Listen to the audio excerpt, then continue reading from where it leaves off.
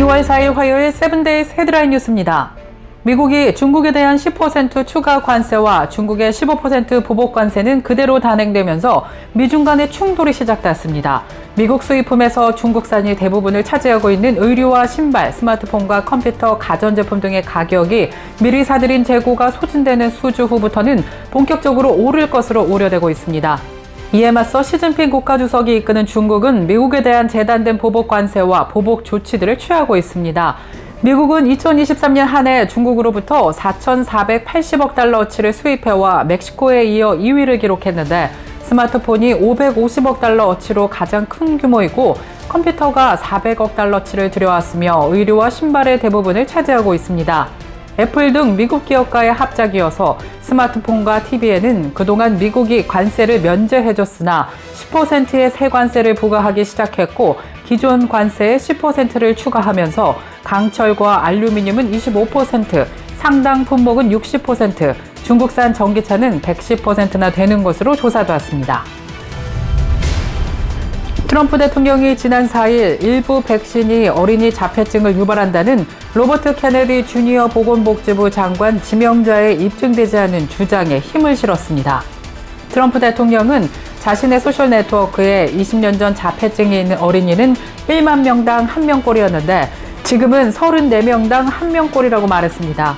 이와 관련해 질병통제예방센터는 자폐 스펙트럼 장애 진단을 받은 어린이가 지난 2000년 150명 중 1명꼴이었지만 지금은 36명 중 1명꼴이라고 보도하면서 트럼프 대통령이 언급한 통계에 문제를 제기했습니다. 로버트 케네디 전 법무장관의 아들로 미국의 정치 명문 케네디가의 일원인 케네디 주니어는 과거 백신이 자폐증을 유발한다는 등의 주장을 펼치면서 아동의 백신 접종 횟수에 문제를 제기해왔습니다.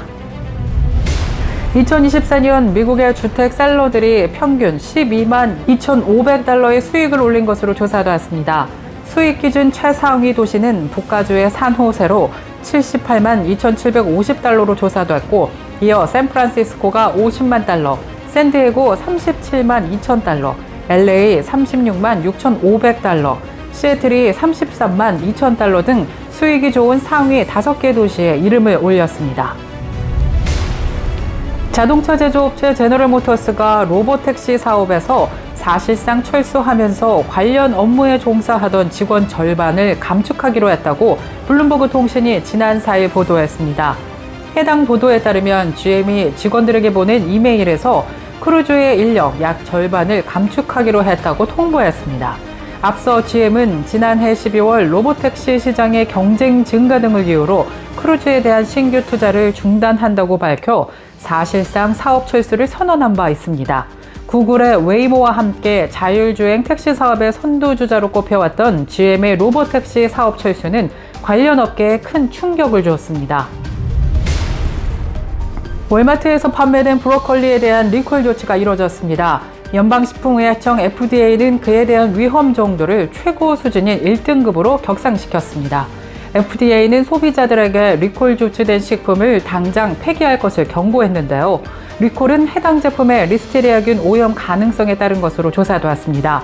FDA도 지난해 12월 31일 관련 리콜을 공식 발표했고 이어 최근에는 위험 등급을 격상한 것입니다.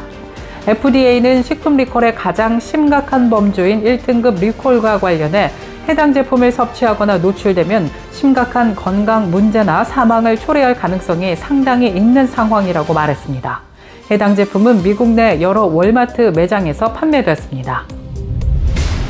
한인 1.5세 여성이 미주 한인으로는 최초로 글로벌 다국적 제약사의 CEO로 선임돼 눈길을 모으고 있습니다. 일본 최대의 제약회사이자 다국적 제약사인 다케다가 지난달 30일 이사회에서 차기 대표이사로 현 미국 사업부 사장을 맡고 있는 줄리 킴 씨를 만장일치로 선임했다고 밝혔습니다.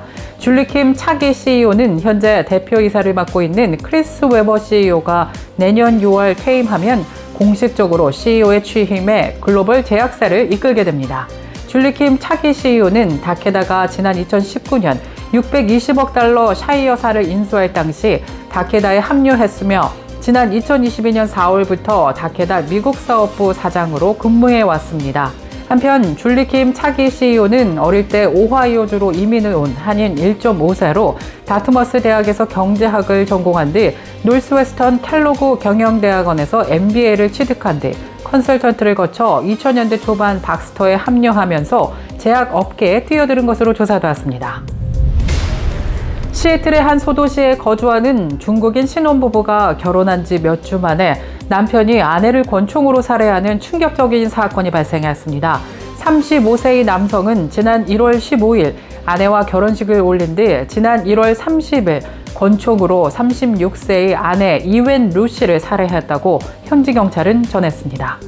이 남성은 사건 발생 다음 날인 지난달 31일 수사관들에게 2급 살인 혐의로 기소됐으며 300만 달러의 보석금이 책정됐습니다. 한편 경찰은 사건 현장에 도착했을 때 목에 시트가 덮여 있었던 여성을 발견했고 이 여성은 얼굴에 총상을 입고 사망한 것으로 보인다고 전했습니다. 송혜교 주연의 한국 영화 검은 수녀들이 오는 7일 금요일 시카고를 포함해 미국의 주요 도시에서 극장 개봉합니다.